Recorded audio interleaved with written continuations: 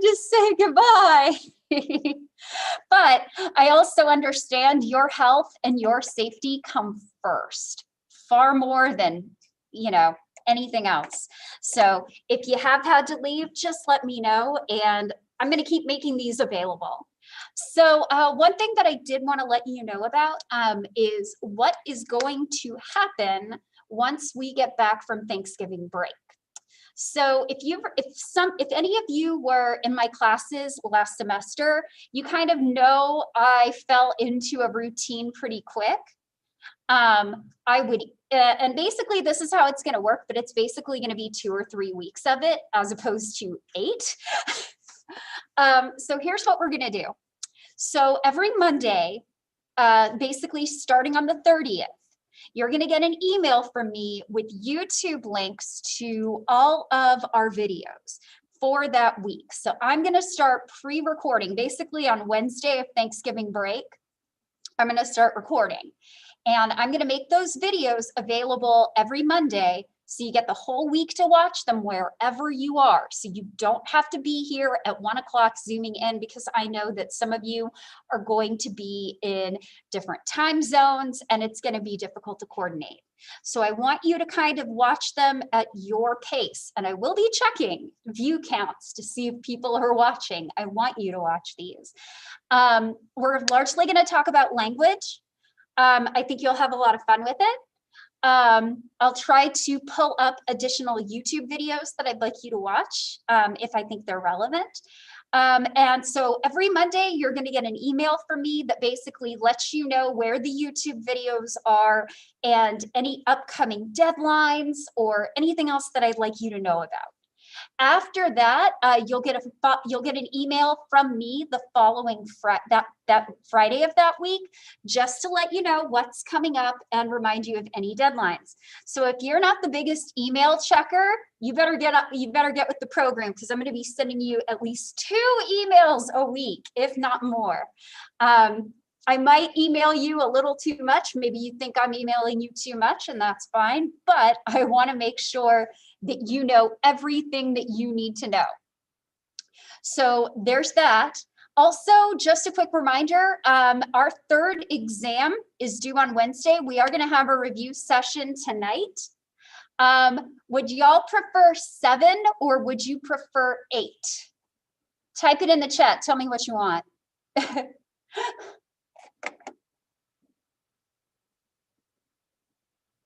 All right.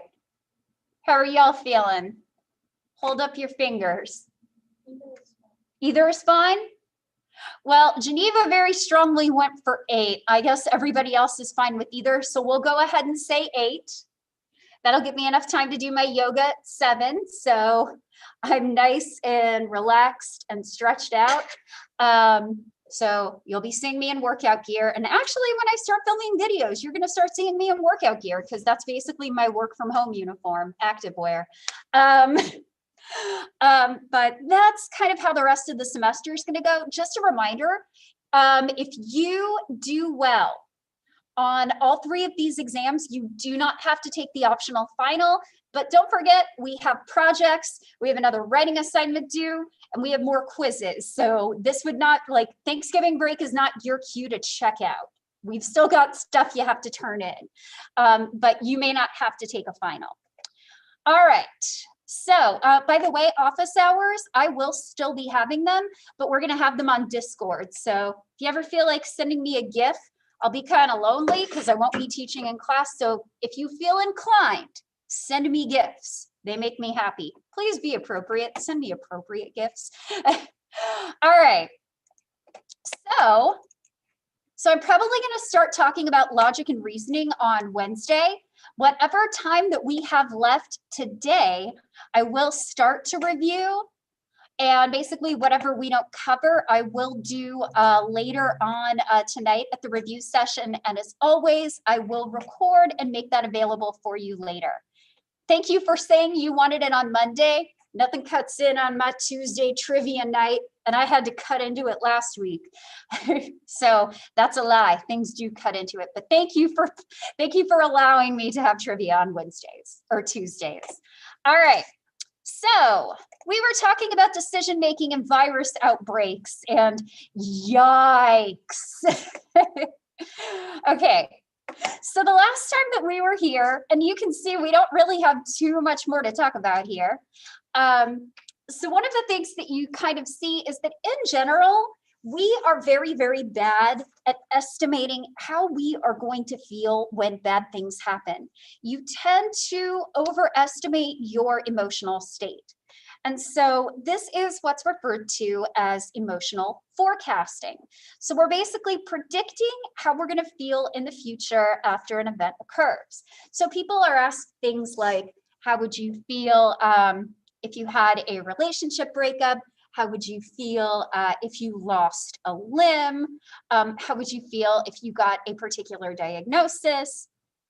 And generally what researchers find is that we tend to believe that we will feel much, much worse than we actually do, and for a longer period of time.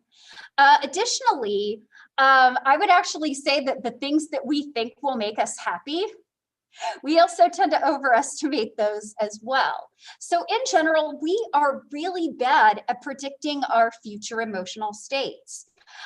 We tend to overestimate the intensity and the durations of our negative emotions that result from a loss. And yet, fear of loss is what motivates a lot of the decisions that we do end up making. Okay, so let's talk a little bit about the role that emotions play in explaining the sunk cost effect. So part of the reason that the sunk cost effect happens is that partially due to that bad emotional forecasting.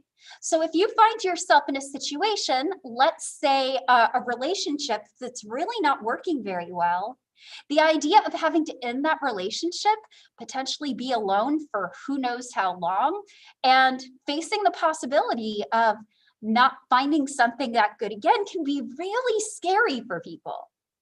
And the thought of those things creates negative emotion and negative affect.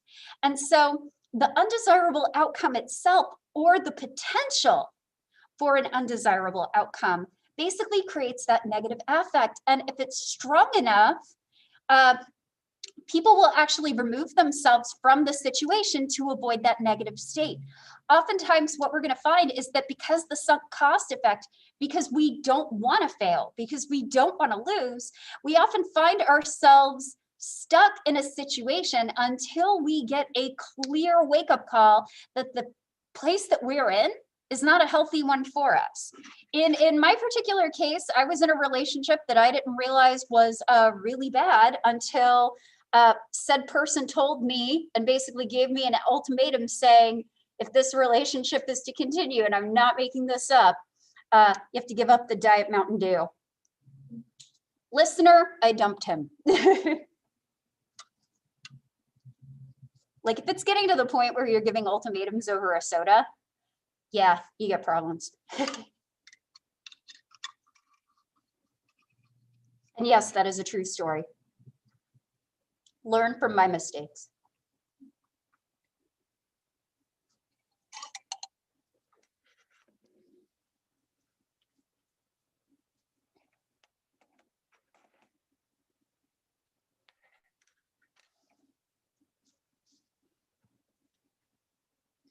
Right.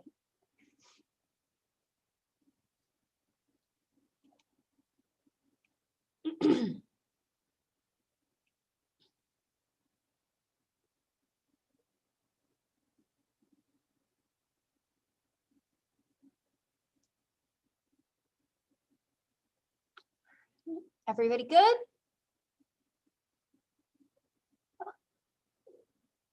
Okay. All right. So we have to talk a little bit about the role of accountability in all of this. So you might have to actually justify the choices that you make to other people.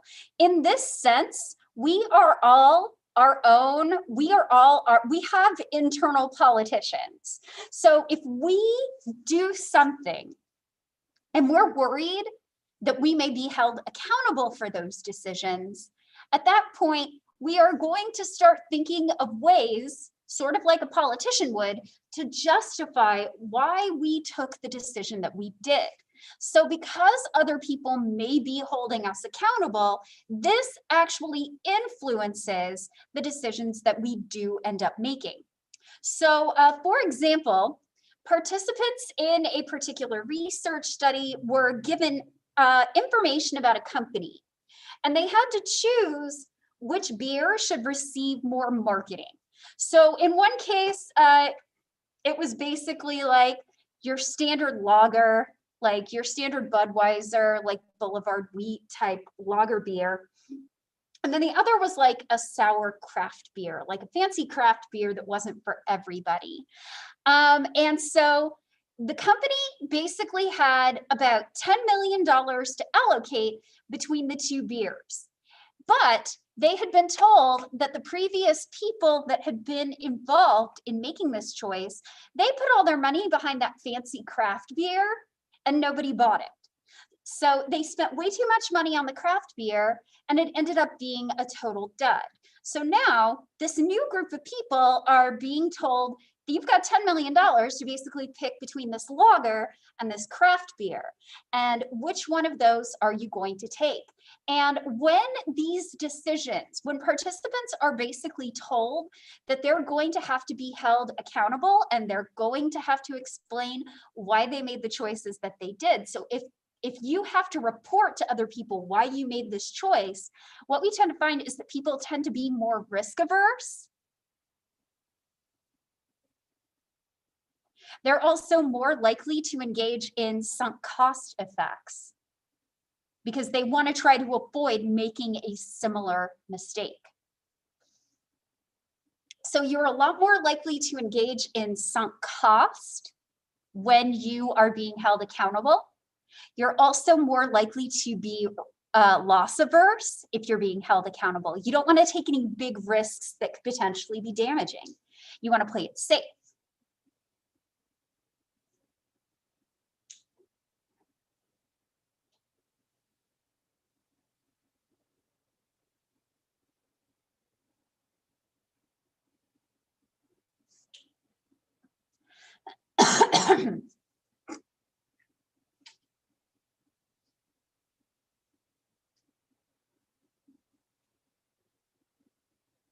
Yeah, I know. Y'all haven't seen a headband in a long time.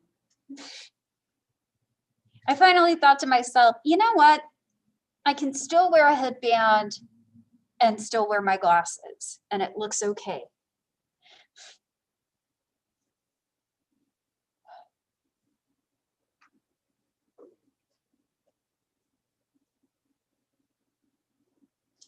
Well, I hope the weather wasn't too bad here. We went to Radio Springs Park yesterday. We kind of cut through that barricade because we walk, we don't drive. And there were downed trees everywhere. Like so many trees by the lake were just pulled up by the roots. We had to climb over one to be able to walk the whole way around. Amazingly enough, though, they've already started getting the Christmas lights set up for lights at the lake. And most of those were fine and were still lit. That's pretty amazing. That wind was gusty. Ugh. Okay, so now I want to talk about more complex decisions. So a lot of these decisions that we've been talking about today and last week are these really like trivial decisions. Bet money on a coin flip, you know? Those aren't decisions that you're normally making. Yes, I realize that some of you have gambled and may potentially gamble should you ever go to Las Vegas or casinos in general, but most of the time, our decisions are not this simple. Most of the decisions that we make in real life are more complex than that. So for example, some of you are potentially thinking about applying to graduate school. What kind of choices are you going to make to find the best possible choice for you? That is a very complex decision-making process. So again, we're going to talk about this with respect to normative decision-making theories, which imply that we are always completely irrational. And as you can imagine, and judging by the tone of my voice, you know that this is probably not what we do. And we'll also talk about other theories of complex decision-making. So what do our normative theories tell us? So again, our normative theories are all about how our rational mind basically seeks to maximize benefit and minimize loss. So we're judging things on the basis of utility. So according to normative theory, we have to identify the relative attributes to the decision. We have to weigh those in order of importance.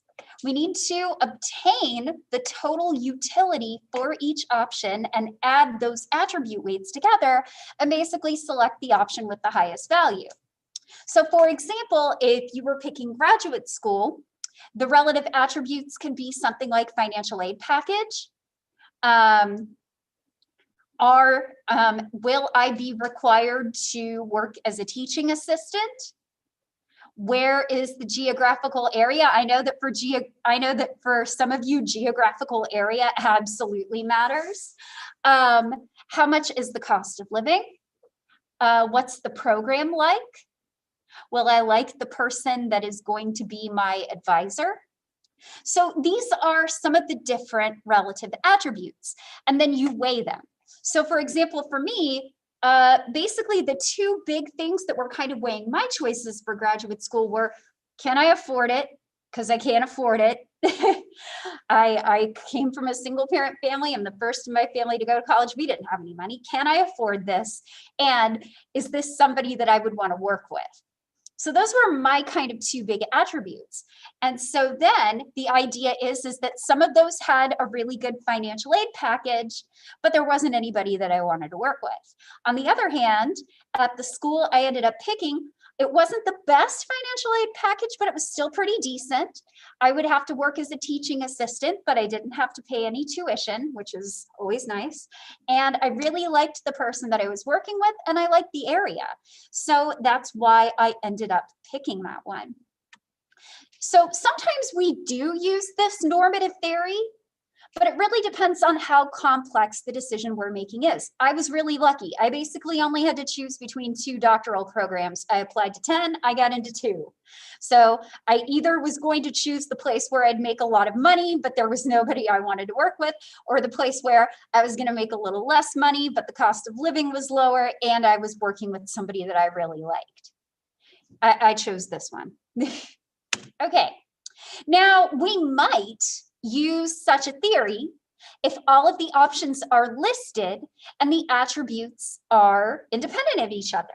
So in my case, this actually worked out pretty well. Both of the programs were available at the same time, and financial aid is relatively independent of who I was going to work with or who I wanted to work with. So if all of your options are available, that actually works out pretty well. Here's the problem though. If we're talking about things like who to date, who to marry, like what kind of car you want to buy, not all of the options that you want are going to be available at the exact same time. So think about something like dating. Are all of the people that you could possibly date available and free for you to choose from? Definitely not. So because of this, the utility procedure is going to be too complex most of the time. Additionally, you can't always determine what the relevant options are. So if you're doing something like online dating and you get a couple of matches, great. But who's to say that you wouldn't get a better match 2 years down the road or 6 months down the road? So not all of the options are available for you at once. And you don't always know what the attributes are. That's especially true in online dating, where people tend to show off the best parts of themselves. I would say if you're doing online dating should be a tool to get you towards meeting each other in real life so that you can make a decision. Additionally, attributes can be really, really difficult to separate. So in my case, a financial aid package and who I want to work with is those can be separated. Here's something that can't be separated: affordability and geographical area. You can't separate those attributes. If you want to go live in Florida, you're going to have to be prepared for a higher cost of living. If you want a lower cost of living, you might have to rule out places like California, New York City, Oregon, and things like that. And you might have to consider areas like Arkansas, Iowa. So those are going to be really, really difficult for you to separate.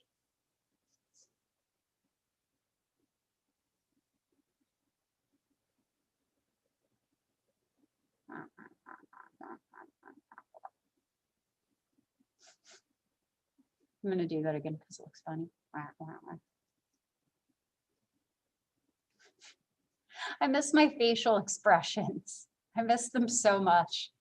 Oh, you'll get to see them when I film the asynchronous videos. I'm not that sad. Okay, so this is where we come to Herb Simon's concept of unbounded rationality. So for those who may not know, Herbert Simon, you may have heard of him before when we talked about problem solving. He is the person who, along with Newell, developed the general problem solver. He did a lot of expertise work with Anders Ericsson. And basically, he is one of the psychologists that I would love to be, even though he was a little bit of a grumpus.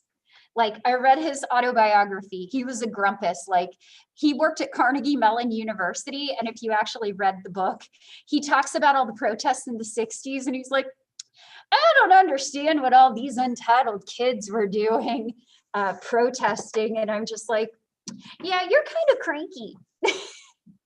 You're kind of cranky. But he also did earn the Nobel Prize in economics for his work on unbounded rationality. So this is actually pretty important. Now, normative theories always assume that all relevant information is going to be available for use. And so we basically pick the best option on the by way of what is called optimization. So we pick the one that is the best. We pick the one that has the highest value. But here's the thing. So for those who may not know, before I decided to go to graduate school in psychology, I had thought about being a chemical engineer. And I thought about being a lawyer in intellectual property and copyright law. And I ended up getting picked to work in a research lab, and that basically swung me over to psychology. But here's the thing. I am very good at what I do, and I love what I do, and I'm very happy with it, but I probably would have been a pretty good engineer. I probably would have been a pretty good lawyer. There are a lot of different decisions that we can make, and it's often unclear whether a decision is actually the best or if there are multiple bests. And here's the other thing. We often fail to pick the best choice in the first place. So somewhere, it's entirely possible that in an alternate universe, I am kicking butt at something even more than being a psych professor. But I like being a psych professor. But it's possible that I could have done even better at something else, and I just didn't pick the right thing. That's kind of sad when you think about it. And that's why I don't like normative theories. And that's where unbounded rationality ends up coming into play with all of this. This is unbounded rationality. Herb Simon came up with the concept of bounded rationality. Bounded rationality is basically the idea, so unbounded, there are no boundaries here. All the information's available, and we're going to pick the best one. Herb Simon basically said, we have bounded rationality. We are basically as rational as the circumstances allow us to be, as well as the boundaries permit us to be.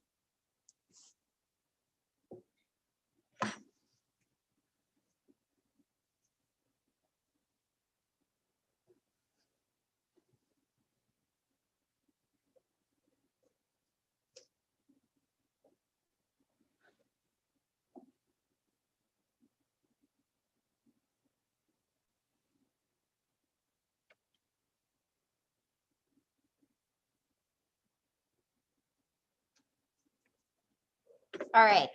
So this is what I was talking about. So bounded rationality basically says, according to Herb Simon, that we are as rational as our processing limitations will allow us to be. So this means we're going to use shortcuts. We're going to use heuristics.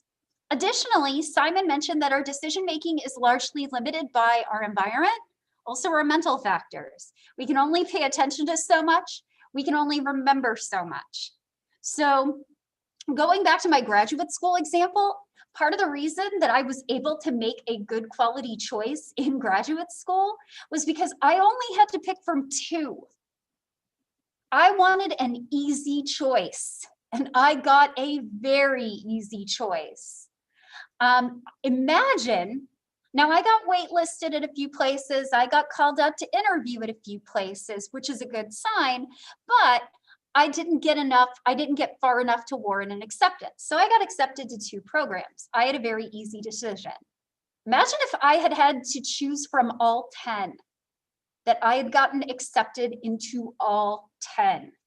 All of a sudden, my choice is going to be much, much more difficult.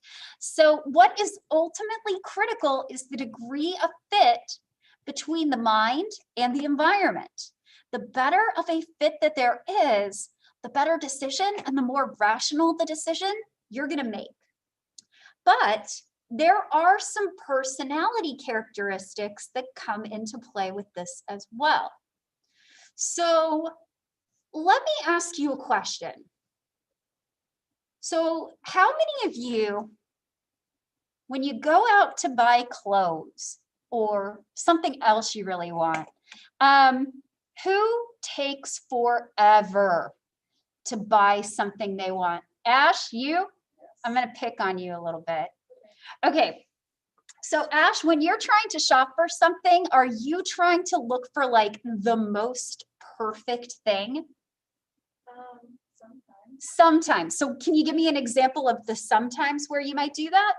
I mean, when I was shopping for shirts to buy, I was like looking for a specific kind of shirt that had like a specific kind of design, not like very specific, but like I wanted a band shirt of a band. I couldn't find it, and so I was like, well, now I don't know what to do. That's just kind of an example. Okay. Has anybody else ever had a situation where they were trying to find a new sweater and they wanted like the absolute perfect sweater? It had to be the right color, it had to be the right material, it had to be the right length, it had to have the right neckline and the sleeve length. Who here is like that? Now, okay, let's see who we got. Wait, pull up the chat. Hey, where's my chat? Where'd my chat go? Oh, there it is. Yeah, I do be picky. Well, depending on what it is, you are both what we would call a maximizer. Now, on the other hand, are there some of you, yeah, don't do a fist pump. A maximizer is not always a good thing to be. We'll talk about why. Now, how many of you are kind of like, if it looks good, I'll buy it. If it's cheap enough, I'll buy it. Congratulations. You are probably what is known as a satisficer. So not a satisfier, a satisficer. So Simon basically identified that people tend to come in 2 different varieties when it comes to making decisions.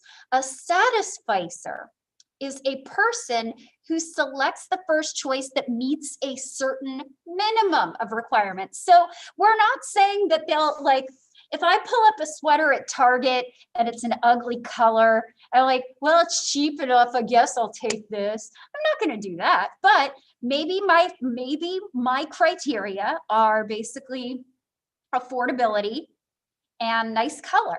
And maybe that's all I really need. So you're going to select the first choice that meets a certain minimum of requirements. And this works.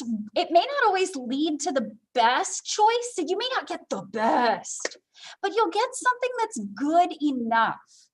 And that's especially true if we're talking about something where your options are spread up across time, like dating, You don't have all of your dating partners available for you to pick at one shot. They're spread out over time. And in this case, maybe you have some non-negotiables. So maybe, not judging here if that's you, maybe height is your thing, or maybe education is something that you care about, or maybe looks. And those are fine things to have. It's important to have standards. Otherwise, we'd all be wearing potato socks and being like, these are good enough. I would be very itchy. You know, or we would date people that are terrible for us and we'd be like, well, they're a warm body. They're good enough. That's fine. You do need to have some standards. But somebody who's a satisficer is willing to work with something they can live with. Like, so maybe somebody has a certain height, maybe they have a certain level of attractiveness that you're fine with. Maybe they're educated, but maybe they slurp soup really weird. Now a maximizer is going to be like, no, no, no, no, no. We don't want a slurp or a soup slurper. But somebody who's going to satisfy us is like, I can live with that. So it may not lead to the best choice, but it leads to a good enough choice.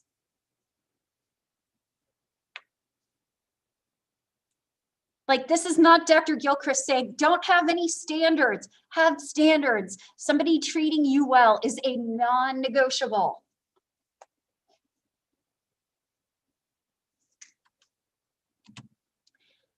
And so this is where maximizing comes in. And this is why I said, don't fist pump just yet.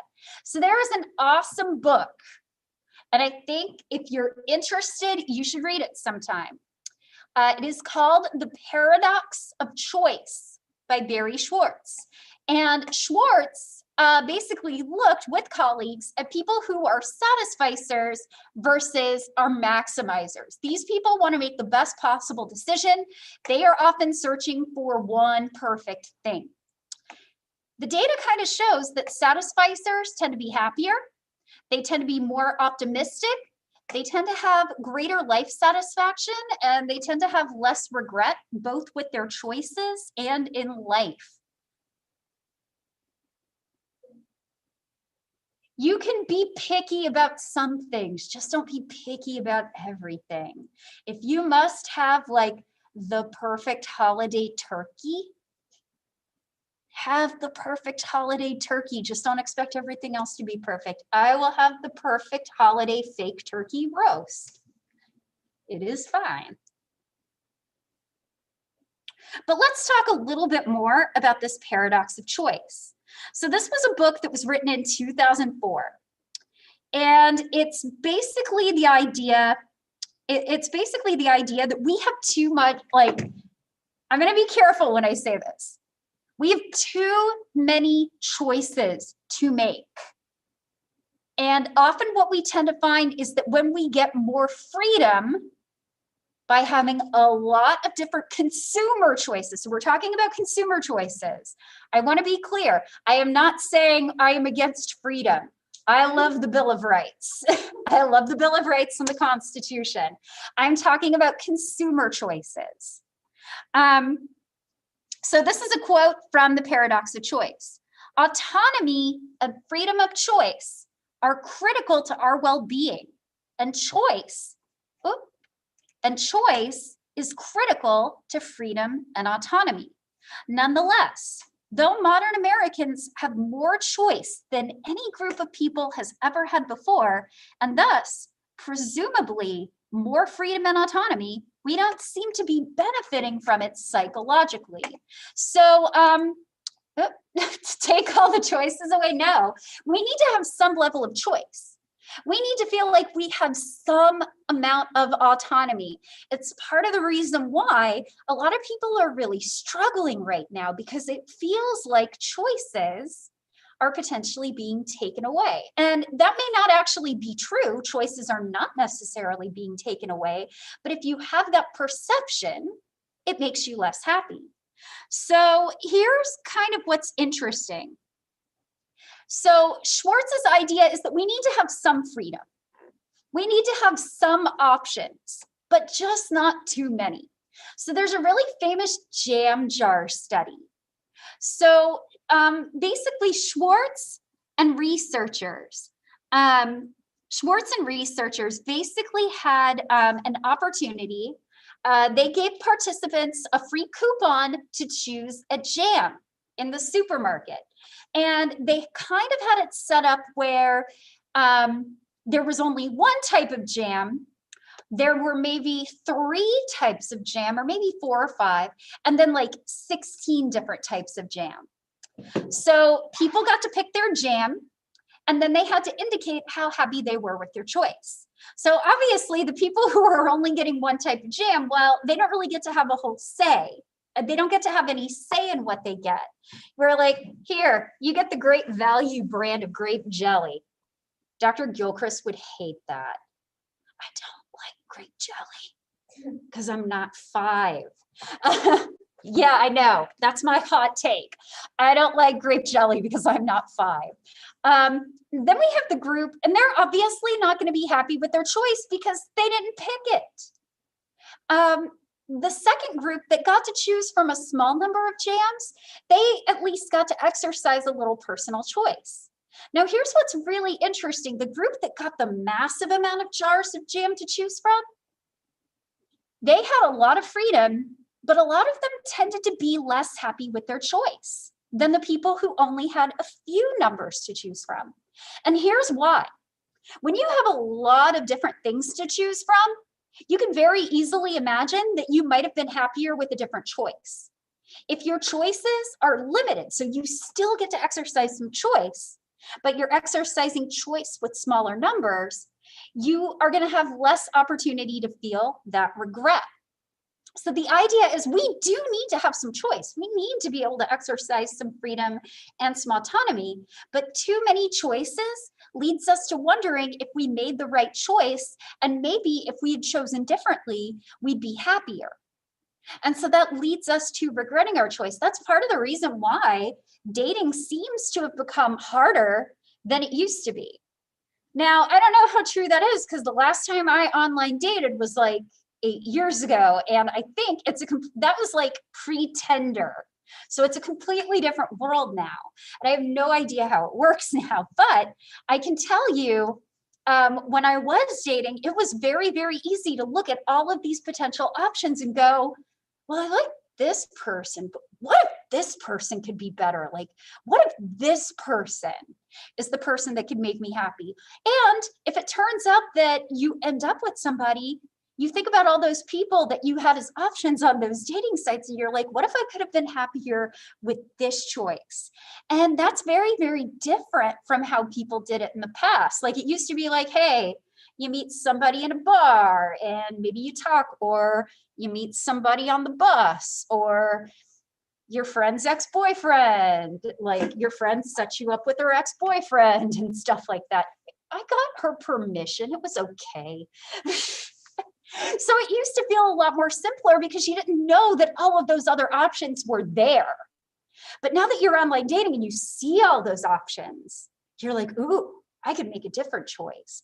And so it's occasionally why people lament, and by people, I mean older folks who don't understand how it works, are kind of like, people are less happy with dating because they have too many choices. And oftentimes we do. We have too many choices, at least when it comes to buying things. So just kind of something to think about. We worry about missed opportunities, I think, is ultimately the problem. So now let's get back to one way that we can potentially make some complex decisions. And this was originally developed by Tversky.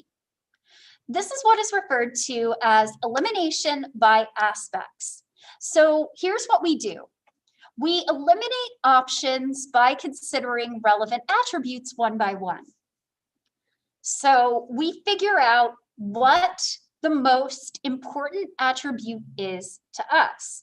So to give you another example, when I got my job at Georgia Tech, I had to spend a weekend in Atlanta looking for an apartment.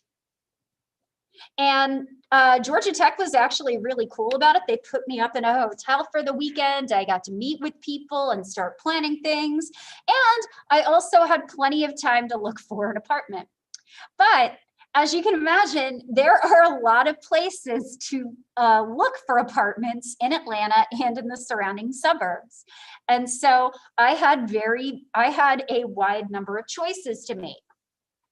And even when I went to a place that would help me find an apartment, I still had to choose from multiple options. And so for me, I had to think about what my relative attributes were. My number one most important attribute was closeness to the campus. I didn't want to necessarily be driving an hour into the city center every day just to get to work, even though it might have cost me less money. So in this case, my relevant attribute was, would I at least be near public transit and take the light rail in, or would I be able to walk there? That was my most important attribute. After that was price and surrounding area. So you basically, I started with walkability, and then anything that didn't fit that, I crossed off. And then I picked my next attribute, in this case, surrounding area. And by then, I was able to pick my apartment. I ended up with an apartment that was very, very close to the Georgia Tech campus. It was about a mile away. I could walk it, and I walked it every day. And there was also a tech shuttle nearby. So if it was after dark and I didn't want to walk, I could take the bus. And then I was in a surrounding area where I had a supermarket near me, an IKEA, and a Target that I could walk to. It was the best. So you basically continue this process until there's only one option. Now your choice may depend on how you order your attributes. So mine was based on walkability to work. Now, if I had picked affordability, I would probably have been living out in the suburbs or in a surrounding area and driving in every day, and I would have ended up with a different choice.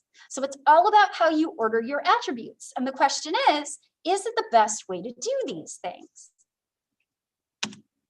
So Payne and colleagues, Payne basically had people do what I did, rent an apartment.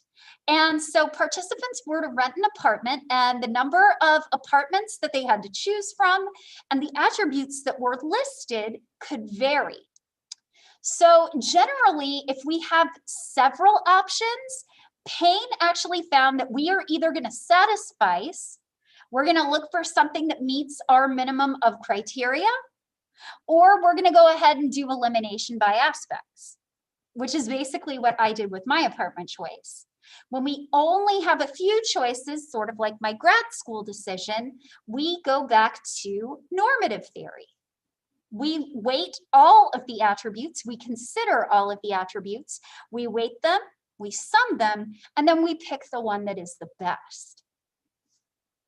So sometimes we can be rational, but it seems like for very complex decisions, you're more likely to see rational decision-making behavior when your options and your choices are smaller. And that kind of fits with our paradox of choice as well. Too many choices can be overwhelming for us, and it may lead to regret. So oftentimes we'll either use a heuristic like elimination by aspects, or we'll satisfice. If we have only a few choices, we can afford to behave more rationally and thus have less opportunities for regret.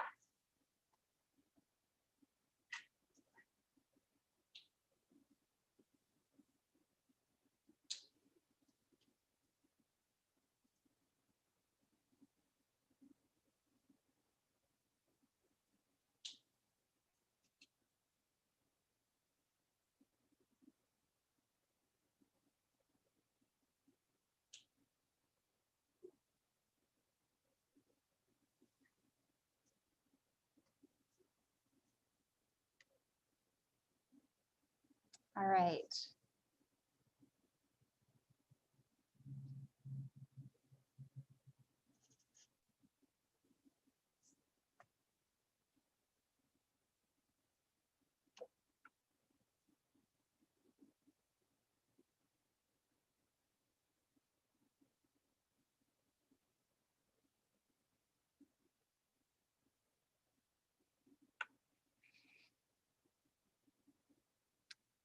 All right.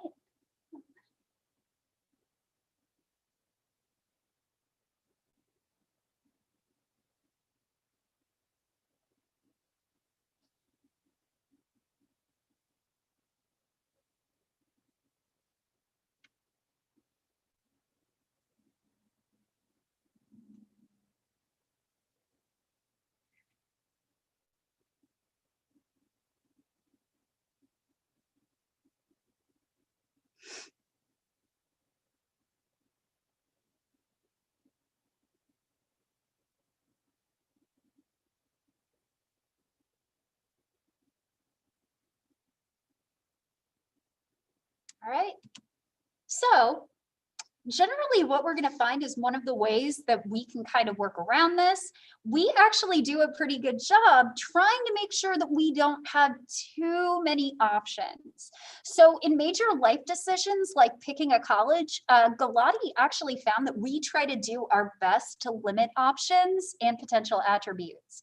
So can y'all tell me, raise the number of fingers or type into the chat. Tell me how many colleges you applied to. Okay.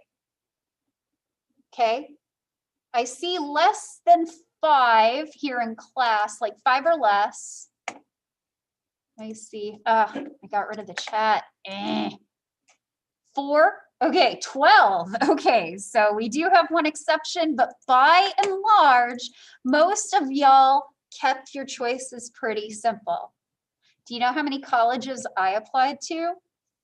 1. First in my family to go to college. I knew I would probably get a free ride if I went to a Florida university, so I did. And I turned in my application the day before it was due. Ha ha ha ha ha. My original plan was like 8, but I only did 1. Well, that's okay. My mom got me an application to Duke University, which I kind of wish I'd done, but I didn't realize that the SAT 2 was a thing. And I'd already missed the deadline to take the subject exams that they required. So yeah, I made sure to make better choices and get more knowledge when I was in college. I had a really good mentor who's a grad student who really helped me figure out the process. And I would not be where I was if I didn't have that kind of knowledge. So yeah, I definitely made my choice a lot easier. Now, generally what we're going to find is that generally the options that we consider will decrease over time. Our options will change over time, but our attributes generally do not. And what's interesting is that utility theory basically says that we're not going to try to cut down on information. We're going to make use of all the information that we have. People deliberately choosing how to limit their information is in conflict with a utility theory. It is not what rational behavior would predict, but in terms of bounded rationality, it actually fits. Trying to cut down on the information that's available to you can actually lead to more rational decision-making behavior in the long run. Because we know when your options are fewer, you tend to make more rational decisions. When your options are massive, when you're choosing from like 12 different schools, when you're choosing from like 10 to 12 different schools, for example, because I applied to 10 graduate programs, when you have to pick from 10, you're not going to be able to be as rational. But if you have to pick from 2, it's pretty easy. All right, so we didn't have time for review. That's okay. I think this was our last slide anyway.